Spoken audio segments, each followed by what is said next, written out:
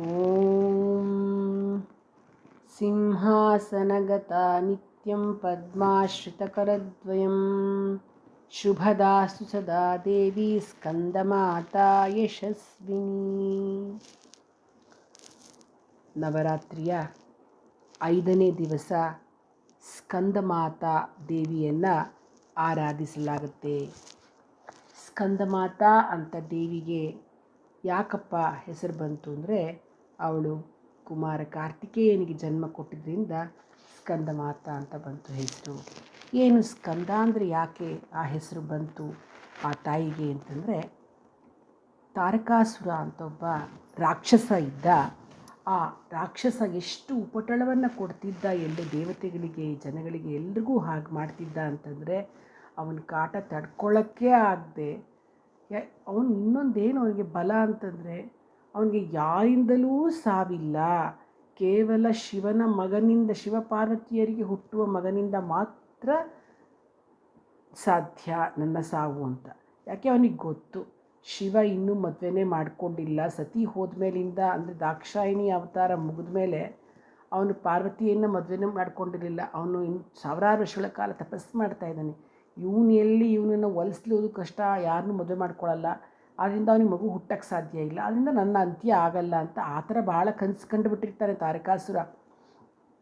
ಹಾಗಾಗಿ ಅವನಿಗೆ ಧೈರ್ಯವಾಗಿದ್ದು ಎಲ್ಲ ಇಂದ್ರಾದಿ ದೇವತೆಗಳನ್ನೆಲ್ಲ ಕಷ್ಟ ಕೊಟ್ಟು ಅವ್ರಿಗೆ ಎಲ್ಲರಿಗೂ ತೊಂದರೆ ಮಾಡ್ತಾಯಿರ್ತಾನೆ, ತುಂಬ ತೊಂದರೆ ಮಾಡ್ತಾಯಿರ್ತಾನೆ. ಆದರೆ ಶಿವಪಾರ್ವತಿಯರ ವಿವಾಹ ಆಗೋಗ್ಬಿಡತ್ತೆ. ಆದಮೇಲೆ ಏನಾಯಿತು, ಯಾಕೆ ಅಂದರೆ ಇವನ ಸಂಹಾರಕ್ಕೋಸ್ಕರನೇ, ಇವನ ಉಪಟಳವನ್ನು ಸಂಸಾರದಿಂದ ಕಡಿಮೆ ಮಾಡಲಿಕ್ಕೋಸ್ಕರನೇ, ಅಸುರರನ್ನು ಸದೆ ಹೊಡೆಯೋಕ್ಕೋಸ್ಕರನೇ ಮಾಡಬೇಕಾಗತ್ತೆ. ದೇವತೆಗಳೆಲ್ಲ ಸೇರಿ, ದೇವರೆಲ್ಲ ವಿಷ್ಣು ಬ್ರಹ್ಮ ಎಲ್ಲರೂ ದೇವತೆಗಳೆಲ್ಲ ಸೇರಿ ಈಶ್ವರನಿಗೆ ಪಾರ್ವತಿಯನ್ನು ಕೊಟ್ಟು ಮದುವೆ ಮಾಡಿಸ್ತಾರೆ. ಸರಿ, ಈಗ ಆಗುತ್ತೆ. ಆದರೆ ಈಶ್ವರ ತಪಸ್ಸು ಮಾಡೋದ್ರಲ್ಲೇ ಅವನು ನಿರತನಾಗಿರ್ತಾನೆ. ಆದರೆ ಪಾರ್ವತಿ ಜೊತೆ ಅವನು ರಮಿಸಲಿಲ್ಲ ಅಂತಂದರೆ ಮಗು ಆಗೋದು ಹೇಗೆ? ಭಾಳಷ್ಟು ದೇವತೆಗಳು ಹೋರಾಡ್ತಾರೆ. ಸರಿ, ದೇವತೆಗಳು ಬಂದು ಇವ್ರನ್ನ ಕೇಳ್ಕೊಳ್ತಾರೆ, ಬ್ರಹ್ಮನ್ನ ಕೇಳ್ಕೊತಾರೆ. ತಾರಕಾಸುರ ತುಂಬ ಉಪಟಳ ಕೊಡ್ತಿದ್ದಾನೆ, ಅವನ ಬಾಧೆಯಿಂದ ತಡೆಯೋಕ್ಕೆ ಆಗ್ತಾಯಿಲ್ಲ ನಮಗೆ. ಯಾಕೆ ಒಂದು ಹೋಗಲಿ ಯುದ್ಧ ಮಾಡೋಣ ಅಂದರೆ ಒಂದು ಸರಿಯಾದ ಸೇನಾಪತಿನೂ ಇಲ್ಲ. ಈಗ ಒಂದು ಒಳ್ಳೆ ಸೇನಾಪತಿ ಬೇಕು. ಅದರಿಂದ ಎಲ್ಲರನ್ನೂ ಅವನು ಜಯಿಸ್ಬಿಡ್ತಾನೆ. ನಮ್ಮಲ್ಲಿ ಇಲ್ಲದ ಕಾರಣ ತಾರಕಾಸುರ ಎಲ್ಲರನ್ನೂ ಜಯಿಸ್ತಾ ಇದ್ದಾನೆ. ಮತ್ತು ಏನಾದರೂ ಸರಿ ಅಂತ ಹೇಳಿ ಈಶ್ವರನಿಗೆ ಒಪ್ಪಿಸ್ಬೇಕು ಅಂತ ಹೇಳಿದಾಗ ಬ್ರಹ್ಮ ಬಂದು ಹೇಳ್ತಾನೆ, ನೋಡು, ನಿನ್ನ ಮಗನಿಂದಲೇ ನಿನಗೆ ಇದು ತಾರಕಾಸುರನ ಸಂಹಾರ ಆಗಬೇಕು, ಅವನೇ ಸೇನಾಪತಿ ಆಗಬೇಕು. ಅದಕ್ಕೆ ದಯವಿಟ್ಟು ನೀನು ಪಾರ್ವತಿ ಜೊತೆ ಸೇರಿ ಪುತ್ರನನ್ನು ಪಡಿ ಅಂತ ಹೇಳ್ತಾನೆ. ಆ ಪುತ್ರನೇ ದೇವಸೈನ್ಯವನ್ನು ನಡೆಸ್ತಾನೆ, ತಾರಕಾಸುರನ ಸಂಹಾರ ಮಾಡ್ತಾನೆ. ಖಂಡಿತವಾಗ್ಲೂ ಹಾಗೆ ಮಾಡದಿದ್ದರೆ ಪ್ರಪಂಚ ನಿಜವಾಗ್ಲೂ ಶೀಘ್ರದಲ್ಲಿಯೇ ಈ ರಾಕ್ಷಸರ ಕಾಟದಿಂದ ಬೂದಿಯಾಗ್ಬಿಡತ್ತೆ ಅಂತ ಹೇಳ್ತಾನೆ ಬ್ರಹ್ಮ. ಸರಿ, ಈಗ ಶಿವ ಒಪ್ಕೊಳ್ತಾನೆ. ಮಗನನ್ನು ಪಡಿಬೇಕಲ್ಲ, ಅದಕ್ಕೆ ಪಾರ್ವತಿಯೊಂದಿಗೆ ರಮಿಸ್ತಾ ಇರ್ತಾನೆ. ಎಷ್ಟು ವರ್ಷ ಆದ್ರೂ ಕೂಡ ಕೆಲಸವೇ ಆಗೋಲ್ಲ. ಸರಿ, ಬ್ರಹ್ಮಾದಿಗಳೆಲ್ಲ ಶಿವನನ್ನು ಹೇಳ್ತಾರೆ, ನೀನು ಬರೀ ಕ್ರೀಡಿಸ್ತಾ ಇದ್ದರೆ ಸಾಲದು, ನೀನು ನಿನ್ನ ವೀರ್ಯವನ್ನು ಕಾಪಾಡಿಕೊಳ್ಬೇಕು ಅಂದಾಗ ಶಿವನಿಂದ ಜಾರಿ ಬಿದ್ದ ವೀರ್ಯವನ್ನು ಭೂಮಿ ಕೂಡ ಭರಿಸಲಿಕ್ಕೆ ಸಾಧ್ಯ ಆಗಲಿಲ್ಲ. ಭೂಮಿಗೂ ಕೂಡ ಅದನ್ನು ಭರಿಸಲಿಕ್ಕಾಗಲಿಲ್ಲ, ಅಗ್ನಿಗೂ ಆಗಲಿಲ್ಲ, ಕಡೆಗೆ ಗಂಗೆಗೂ ಕೂಡ ಆ ವೀರ್ಯವನ್ನು ಹಿಡ್ಕೊಳ್ಳಿಕ್ಕಾಗಲಿಲ್ಲ.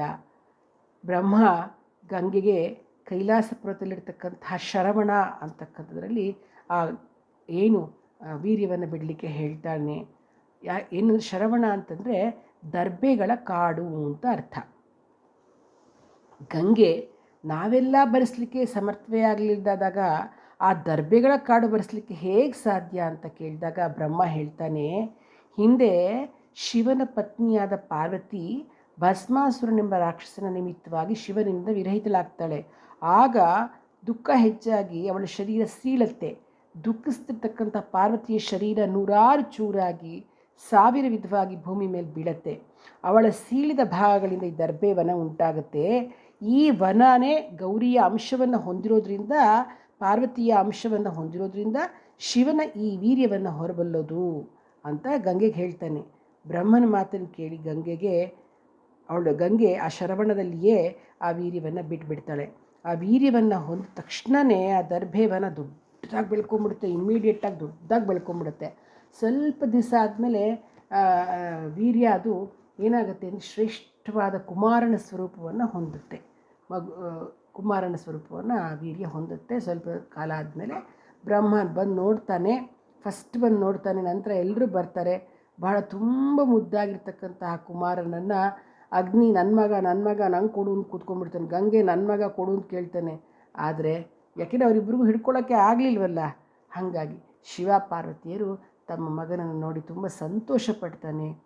ಆದ್ದರಿಂದ ಬ್ರಹ್ಮನೇ ಏನು ಮಾಡ್ತಾನೆ, ಆ ಮಗುಗೆ ಕುಮಾರನಿಗೆ ಅಗ್ನಿಭೂ ಅಂತ ಹೆಸರಿಡ್ತಾನೆ, ಗಾಂಗೇಯ ಅಂತ ಹೆಸರಿಡ್ತಾನೆ, ಪಾರ್ವತೀನಂದನ ಅಂತ ಹೆಸರಿಡ್ತಾನೆ.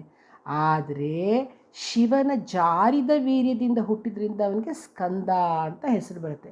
ಅರ್ಥ ಮಾಡ್ಕೊಳ್ಳಿ, ಆ ಶಿವನ ಜಾರಿದ ವೀರ್ಯ, ಅದರಿಂದ ಸ್ಕಂದ ಅಂದರೆ ಜಾರಿದ ವೀರ್ಯ. ಹಾಗಾಗಿ ಆ ಮಗುಗೆ ಸ್ಕಂದ ಅಂತ ಹೆಸರು ಬರುತ್ತೆ. ಕೃತಿಕೆಯರು ಆ ಮಗುವನ್ನು ನೋಡ್ಕೊಳ್ತಾರೆ. 6 ಜನ ಕೃತಿಕೆಯರು ನೋಡ್ಕೊಳ್ಳೋದ್ರಿಂದ ಅವರ ದಾದಿಯರನ್ನಾಗಿ ನೇಮಿಸ್ತಾನೆ ಆ ಮಗು ನೋಡ್ಕೊಳ್ಳೋಕ್ಕೆ. ಹಾಗಾಗಿ ಅವನಿಗೆ ಕಾರ್ತಿಕೇಯ ಅಂತಕ್ಕಂಥ ಹೆಸರು ಕೂಡ ಬರುತ್ತೆ. ಈಗ ಸ್ಕಂದ ಅಂದಿದ್ದಕ್ಕೆ ಕಾರಣ ನಿಮಗೆ ಗೊತ್ತಾಯಿತು. ಹಾಗಾಗಿ ಸ್ಕಂದನನ್ನು ಆ ಅಮ್ಮನವರು ಪಾರ್ವತಿ ಜನ್ಮ ಕೊಟ್ಟಿದ್ದರಿಂದ ಅವಳಿಗೆ ಸ್ಕಂದ ಮಾತಾ ಅಂತ ಹೆಸರು ಬರುತ್ತೆ. ಸ್ಕಂದ ಮಾತೆಗಳಲ್ಲ, ಅವಳಿಗೆ 4 ಭುಜಗಳಿದೆ. ಮತ್ತು ಬಲಗಡೆಯ ಮೇಲಿನ ಕೈಯಿಂದ ಸ್ಕಂದನನ್ನು ತೊಡೆಯಲ್ಲಿ ಹಿಡ್ಕೊಂಡಿದ್ದಾಳೆ.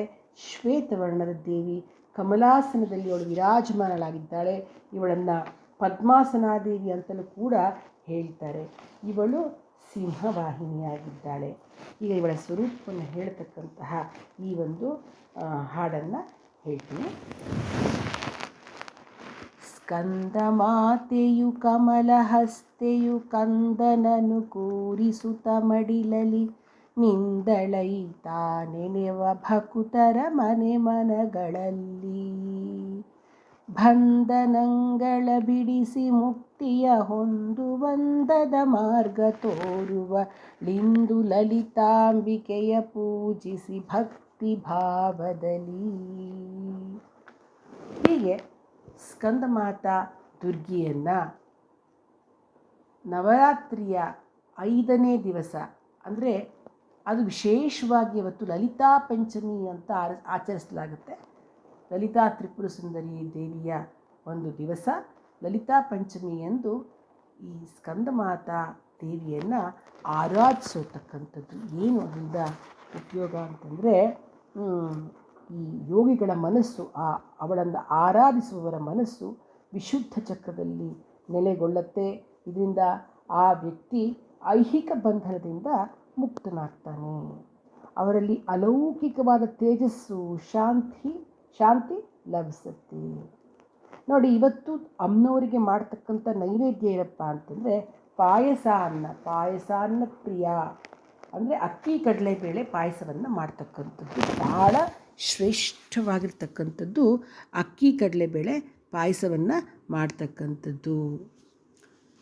ಈಗ ನಾನು ಸ್ಕಂದಮಾತಾ ದೇವಿಯ ಅಷ್ಟೋತ್ರವನ್ನು ಹೇಳ್ತಾ ಇದ್ದೀನಿ. ಓಂ ಶ್ರೀ ಸ್ಕಂದಮಾತಾ ದೇವಿ ಅಷ್ಟೋತ್ತರ ಶತನಾಮಾವಳಿ. ಓಂ ಸ್ಕಂದಮಾತಾಯೈ ನಮಃ. ಓಂ ಸಮಯಾಯೈ ನಮಃ. ಓಂ ಸಮಯಾಚಾರಾಯೈ ನಮಃ. ಓಂ ಸದಸದ್ಗ್ರಂಥಿಭೇದಿನ್ಯೈ ನಮಃ. ಓಂ ಸಪ್ತಕೋಟಿ ಮಹಾಮಂತ್ರಮಾತ್ರೇ ನಮಃ. ಓಂ ಸರ್ವಪ್ರದಾಯಿನ್ಯೈ ನಮಃ. ಓಂ ಸಗುಣಾಯೈ ನಮಃ. ಓಂ ಸಂಭ್ರಮಾಯೈ ನಮಃ. ಓಂ ಸಾಕ್ಷಿಣ್ಯೈ ನಮಃ. ಓಂ ಸರ್ವಚೈತನ್ಯರೂಪಿಣ್ಯೈ ನಮಃ. ಓಂ ಸಾತ್ವಿಕಾಯೈ ನಮಃ.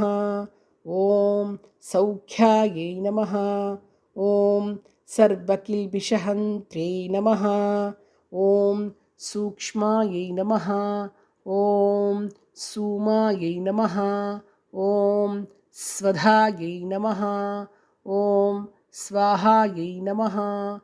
ॐ सुधाजलायै नमः। ॐ समुद्ररूपिण्यै नमः।